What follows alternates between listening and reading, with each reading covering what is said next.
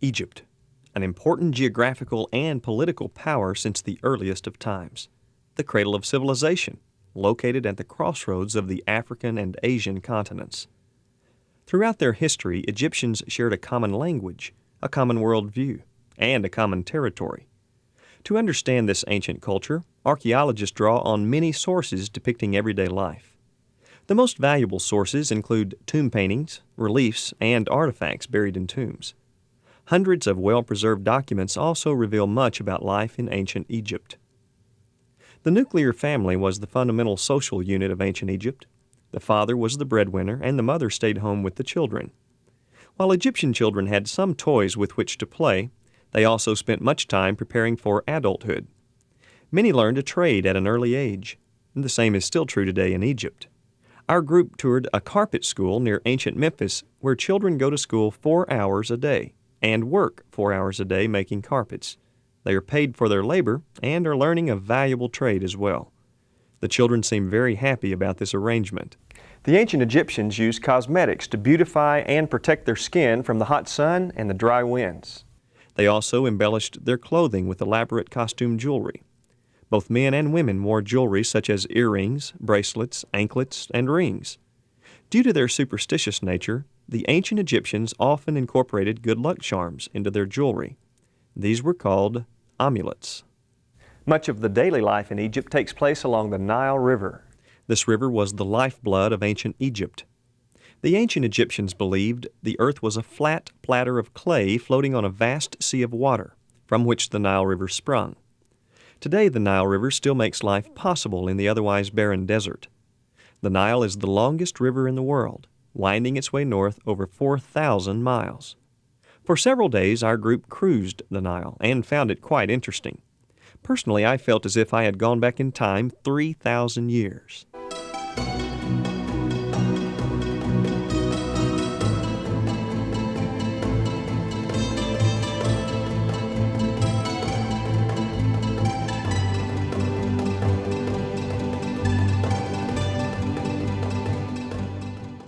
Egypt is divided into two geographic sections, Upper Egypt and Lower Egypt. You probably assume that Upper Egypt is in the north and Lower Egypt is in the south. Actually, it's just the opposite, as I learned from Egyptologist and guide Ashraf Musa, better known as Moses to our group. A lot of the people, when we say Upper Egypt, they think directly that this is the north of the country. But if you have a look to the map of Egypt, we are the northeast corner of Africa. You see that the part to the north, the level of the ground is much lower than the level of the ground in the south. So in the south, the level of the ground is higher, and that's why the river Nile, against a lot of the rivers, is going from the south to the north, from the highland to the lowland. So what happened is, this is the ancient Egyptians, they call the part in the south Upper Egypt, and the part in the north, they call it Lower Egypt. The ancient Egyptians, when they went to the other countries like Syria, Lebanon, Iraq, and they have seen these rivers as usual going from north to south, they were very proud of their civilization and their river Nile, so they gave a name to all these rivers. What was the name? The upside down rivers, believing that the river Nile is the correct one and all the rest, they are all upside down. The nation of Egypt celebrated the beginning of her 8th millennium as a country in 2000 AD.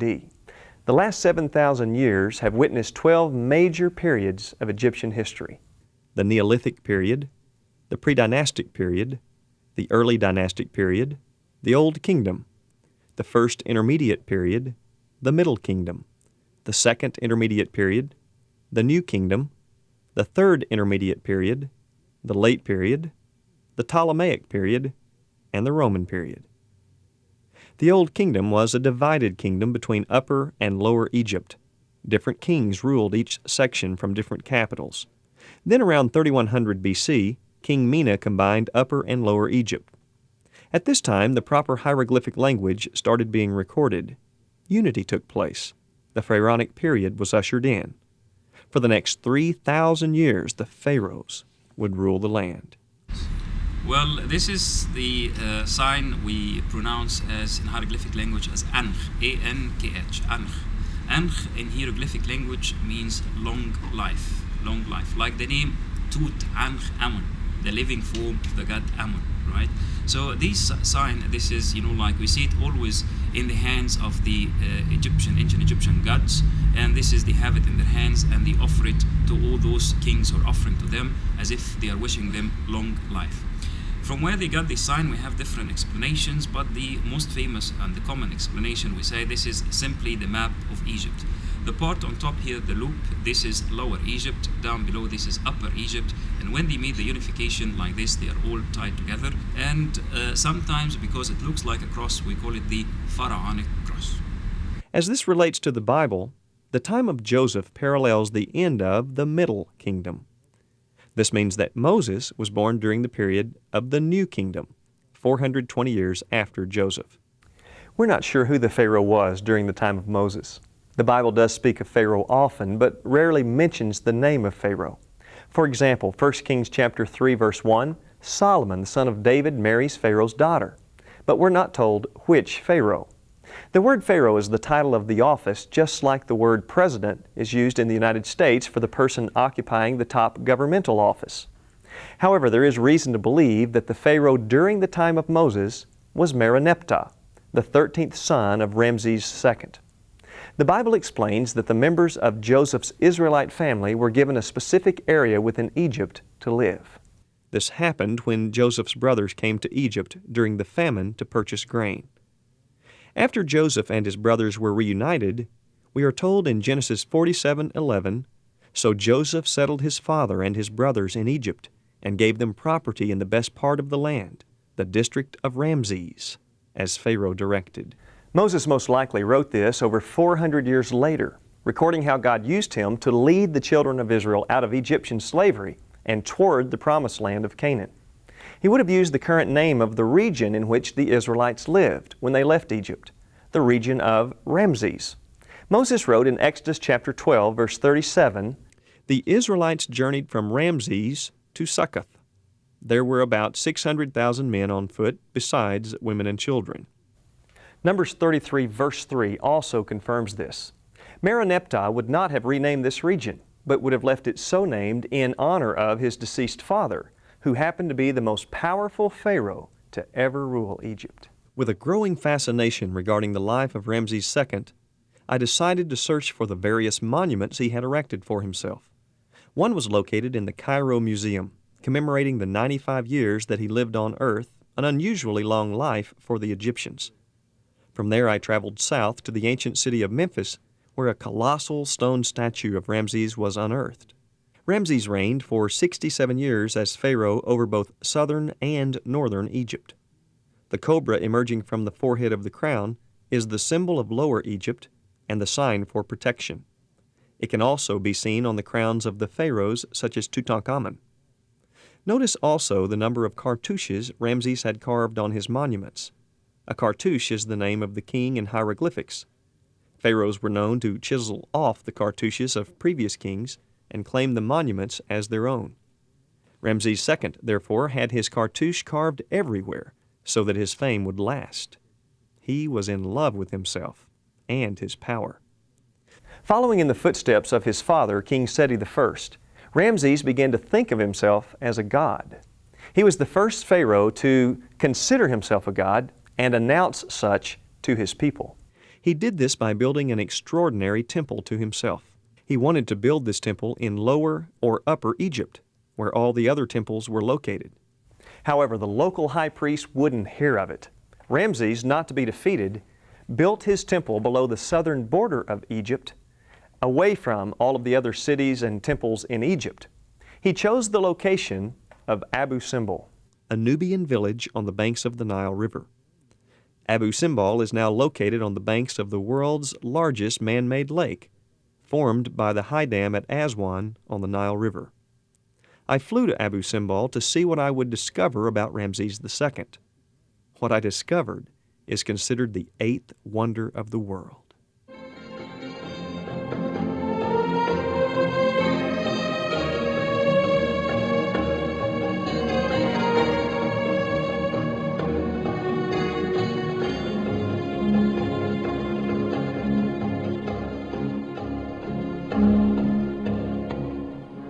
Never in my life have I seen anything like the Temple of Abu Simbal.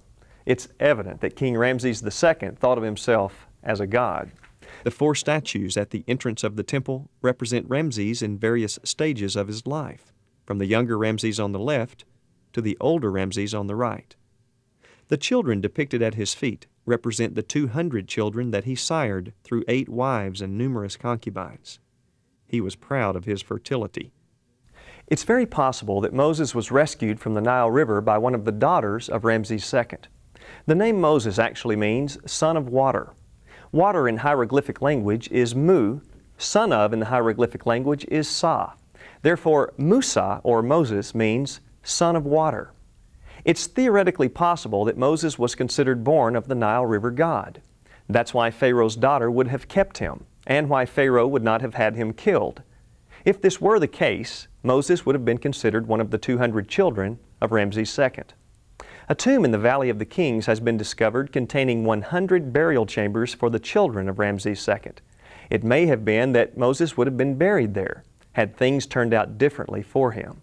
The temple of Ramses II is laid out like all other Egyptian temples, with large, bright rooms leading to smaller, darker rooms, until eventually ending at the Holy of Holies. Only the high priest and the king could enter the Holy of Holies, and then only once a year. In the Holy of Holies in the temple of Ramses II, 4 statues are present. These statues represent gods, with one of them representing Ramses II as a god.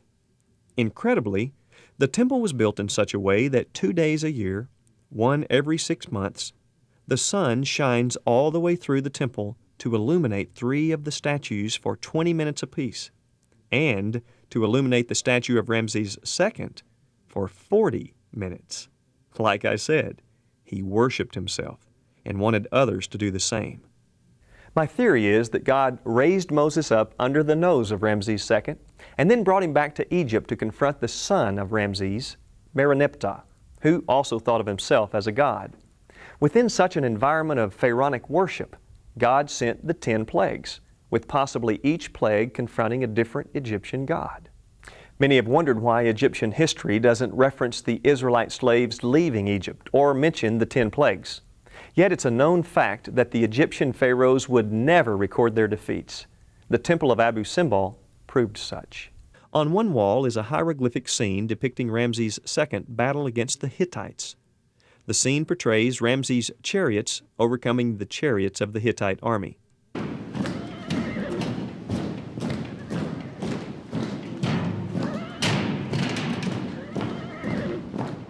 Yet if one looks at the Hittite culture, their history depicts them defeating the Egyptian army. This scene also clarifies a discovery made in the Red Sea. Several years ago, some chariots were found under the water. The immediate claim was that these chariots belonged to the Egyptian army that chased after the Israelite slaves when they left Egypt. However, upon closer examination, the chariots matched those depicted in the hieroglyphics on the temple walls of Abu Simbal, the 3-man chariots belonging to the Hittite army. Egyptian chariots carried 2 men. Hittite chariots carried 3. The question is there any historical proof that the Israelites were ever in Egypt? And the answer is yes. A very important stela, or stone, was discovered from the time of the king Mereneptah, the son of Ramses II. This stone contains writings in which the Pharaoh claims that he destroyed the seed of Israel. This is the first time the Israelites are mentioned in ancient Egyptian records, and it suggests that the son of Ramses II was in power during the time of the Exodus. Also, literally millions of bricks made of mud and straw are spread throughout Egypt. Many of these bricks are ancient and date back to the time when the Israelites were said to have lived in Egypt. The Bible mentions in Exodus 5 that the Israelites were brickmakers in Egypt by trade. Let's reflect back for a moment on the development of polytheism in Egypt, the belief in many gods. The Egyptians would not believe in a god they could not see. Therefore, they created statues for each god. One of these gods was the mother goddess of all the gods, as well as the goddess of joy, music, and beauty. She was very famous throughout all of Egypt. The sacred animal for the mother goddess was the cow, because it was able to give the milk of life to the gods that were birthed. Hathor, therefore, was displayed in one of two different forms, as a cow or in human form wearing a crown consisting of a sun disk held between the horns of a cow. Near the area of Mount Sinai, there was a temple of the goddess Hathor. Now, imagine the Israelites leaving Egypt and crossing the Red Sea. They continued to journey through the wilderness until they reached the desert of Sinai in the 3rd month. During this journey, God has continued to make Himself known to the Israelites by sending them quail, bread from heaven known as manna, and water from rocks. Finally, they reached the mountain where Moses had encountered the burning bush earlier. Moses goes up on the mountain for 40 days and nights to receive the 10 Commandments, and the Israelites think he's dead. What do? They revert back to their Egyptian religious training. Do you remember what temple was located near Mount Sinai? The temple of Hathor. What shape did this mother goddess take? That of a cow. So what did the Israelites do? They made a golden calf, a goddess that they could see with their own eyes. It was their culture. It was what they had grown up believing. Sometime later, the Israelites began to complain again about the food and water. They began to grumble against God and Moses. So the Lord sent venomous snakes into their camp, and many of the Israelites died from the bites. Numbers 21, verses 7 through 9, records what happens next. The people came to Moses and said, "We sinned when we spoke against the Lord and against you. Pray that the Lord will take the snakes away from us." So Moses prayed for the people. The Lord said to Moses, "Make a snake and put it up on a pole. Anyone who is bitten can look at it and live." So Moses made a bronze snake and put it up on a pole. Then when anyone was bitten by a snake and looked at the bronze snake, he lived. What was the symbolism of the biting snakes and the brass serpent? In the Book of the Dead, which was buried with the mummy in a tomb, a bad snake by the name of Apep or Apophis is mentioned. This huge cobra tried to stop the sun from making its trip at night, therefore spoiling eternal life. The Israelites may have thought of the biting snakes as symbolic of Apep. Also reflect back on the crowns of Ramses II and other pharaohs, crowns that contained a cobra on the forehead. The cobra was the symbol of lower or northern Egypt. It was also the sign for protection. The brass serpent in Moses' hand confirmed to the Israelites that if they would look to him, they would fall under God's protection from the poisonous snakes. In this way, Moses was being confirmed as God's chosen leader, or as the Israelites' Pharaoh, so to speak. God also was being confirmed as the protector of His chosen people, if they would only look to Him for deliverance. This was a lesson that the Israelites refused to learn on many occasions over the next few centuries. Back in Egypt, the Egyptians were also blinded to the lessons taught by Jehovah God during the 10 plagues and the parting of the Red Sea. They continued to worship their many gods and goddesses. They continued to worship the pharaohs as gods. That is, until a certain toddler crossed the Sinai Peninsula and entered the land of Egypt. His name was Jesus.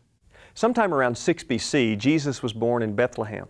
King Herod was jealous and ordered the murder of all baby boys in Bethlehem. An angel of the Lord told Joseph to take Mary and little Jesus and flee to Egypt. While the Bible doesn't say much about their journey into Egypt, a strong tradition has emerged over the past 2,000 years about this journey. This information has been handed down through oral tradition and has also been recorded by the early Coptic or Egyptian Christians. Many of their ancient documents are now on display in the Coptic Museum in Cairo. According to this tradition, Joseph, Mary, and Jesus lived in Egypt for 3 years and 11 months. In other words, Jesus lived in Egypt from the time he was 2 years old to the time he was 6 years old. The family crossed the northern region of Sinai and traveled to Old Cairo, then known as New Babylon, where they stayed in a cave house for 3 months. Queen Helena, the mother of the Roman Emperor Constantine, was very interested in tracing the footsteps of Jesus 3 centuries after he lived on earth. She came to Egypt and had churches built on the sites where the Holy Family stopped.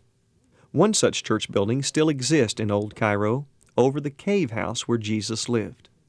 Our group had the opportunity to tour this ancient Coptic Christian church, as well as view the cave house in which Jesus and his parents lived. During the days of Jesus, this section of Old Cairo was populated by a colony of Jews. That's why Joseph and Mary came to this particular place. After leaving Old Cairo, they traveled by felucca, or sailboat, on the Nile River, south to the middle part of Egypt where they stopped at Ashuat. They stayed there for the remainder of their time in Egypt. It's interesting to note that Jesus would have seen many of the things that our group saw during this trip. For example, he likely saw the 3 pyramids of Giza and the Sphinx. I wonder if the nose was missing at that time. Also, he probably saw the step pyramid of Zoser that was built 2,500 years before his birth, as well as the ancient city of Memphis along with its colossal statues of Ramses II. He would have witnessed the daily life along the Nile River and been familiar with the tombs lining the west bank. For 4 years during Jesus' formative childhood, he was indoctrinated by Egyptian culture. By the time he traveled back past Mount Sinai and into Canaan once again, he would have become quite a traveler, having seen things by the age of 6 that most Israelites of his day would never have seen. Not only was Jesus impacted by Egypt, the Egyptians were impacted by Jesus. With the birth of Christianity, the Egyptians never again practiced pharaonic worship. To this day, 15% of the population in Egypt consider themselves Coptic or Egyptian Christians.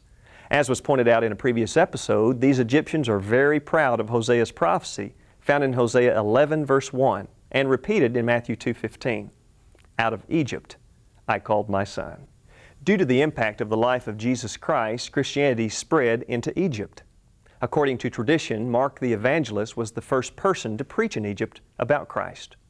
The region that seemed most open to his message was Alexandria, a city on the Mediterranean Sea in North Egypt. The Theological School of Alexandria was established, and it played a primary role in educational and missionary influence throughout the country. Alexandria became a very famous religious center in the world. A number of prominent Christian authors and philosophers lived and worked in the area of Alexandria. These include great thinkers such as Clement of Alexandria, Origenus, Heracles, Athanasius, and others. This region gave birth to monasticism, as Anthony established the first monastery known to Christendom. Christianity also spread throughout Egypt because of the persecution under the hands of the Romans from AD 61 until the Milan Decree in 312 AD. This persecution intensified around 200 AD. For 2.5 centuries, many Christians fled to Egypt to get away from this persecution. On many occasions, they hid in the ancient pharaonic temples along the eastern bank of the Nile River.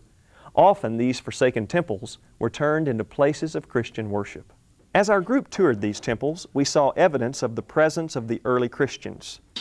Here we have an example of a Coptic cross, and you'll notice that just as the cross has the crossbeams here, it has 1, 2, 3 sides, which represents the Trinity, and then it has 1, 2, 3, 4, 5, 6, 7, 8, 9, 10, 11, 12, which represents the 12 apostles. Now notice the similarity between the Coptic Christian cross and the which is the symbol of Upper Egypt. Actually, this is Upper Egypt and Lower Egypt, which to us today we would think the opposite because this is north and this is south. But notice how this is the symbol of life to the ancient Egyptians, and this is the symbol of life to Christians. Both of them in the shapes of crosses. Very interesting. The early Christians also chipped off the faces of many of the gods and goddesses represented on the hieroglyphics. They chipped off the faces of statues as well. These Christians believed in only one God. Therefore, they defaced all other manifestations of a supreme being. They also chipped away the breast and private areas of men and women displayed on the hieroglyphics. At the Temple of Luxor, an ancient mural has survived the centuries depicting Christ and His disciples. Due to exposure to the elements, the mural is now barely visible. Around 318 AD, a Christian priest in Alexandria published a doctrine declaring that Jesus Christ was only a created being that was not equal with God. This doctrine became known as Arianism, and eventually it gained momentum in Egypt and in other parts of the world. The supporters of Arianism rose to positions of power and began killing the Orthodox Christians, those who continued to believe in the divinity of Christ. Great Egyptian church leaders such as Athanasius were banned from Alexandria. Artemius, the commander of the Roman forces in Egypt, ended up losing his commission as a soldier because he admitted being a Christian. He also lost his property and his head. Many other believers in Jesus were killed in Egypt as a result of their faith. I hope by now you have a deeper appreciation for the country of Egypt. Egypt has a rich and fascinating history and offers a deep heritage of faith for the Christian. Much can be learned from the biblical characters that traveled or lived in Egypt, characters such as Abraham and Sarah, Jacob and his sons, Joseph, even Jesus, and many more.